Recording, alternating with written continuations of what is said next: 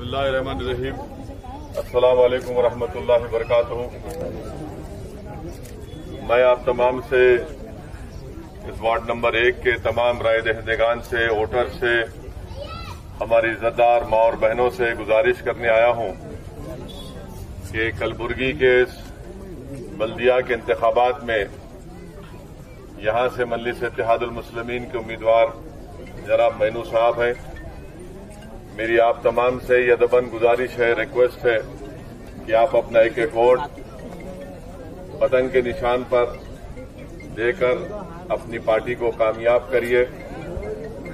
और मजलिस इत्तेहादुल मुस्लिमीन की कोशिश यही है कि कलबुर्गी में जो बेइंतहा बल्दी मसाइल है, पीने के पानी का मसला है, ड्रेनेज और रोड नाकिस है, स्कूल के मसले हैं और सबसे ज्यादा अहम यहां पर आपकी एक सियासी लीडरशिप को पैदा करना है।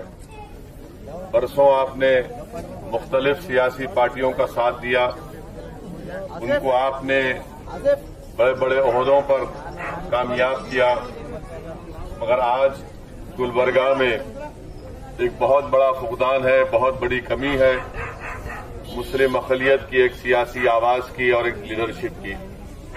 ये बल्दी इंतखाबात यकीनन आपके तमाम मसाइल को हल करने के लिए भी है और साथ ही साथ आपको जमीनी सतह से ग्रास रूट लेवल पर आपको अपनी लीडरशिप को मजबूत करना है।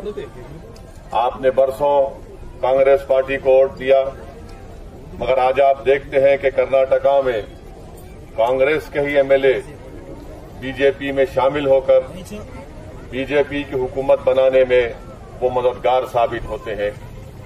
इसीलिए आपसे मेरी गुजारिश है कि आप अपने एक एक वोट का सही इस्तेमाल करिए। कल तक आपके पास कोई मुतबादिल नहीं था, कोई ऑप्शन नहीं था।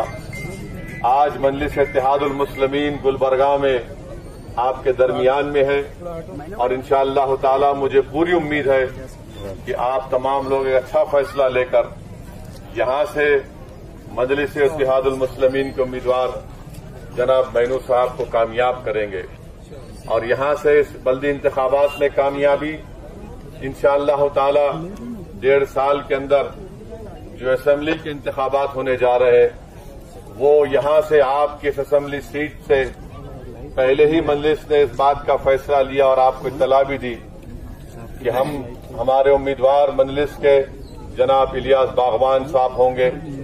तो आज मरहूम हमारे जो साबिका कायद थे, लीडर थे, उनकी गैर मौजूदगी, उनका खुला, उनका इस दुनिया से चले जाने के बाद मुझे यकीन है कि गुलबर्गे की आवाम उस वैक्यूम को, उस पॉलिटिकल लीडरशिप का जो वैक्यूम है कमरुल इस्लाम साहब के इंतकाल के बाद, मुझे यकीन है कि आप एक अच्छा फैसला लेकर अपनी एक आवाज को इस बल्दी इंतखाबात में मजबूत करेंगे, मुत्तहिद होकर।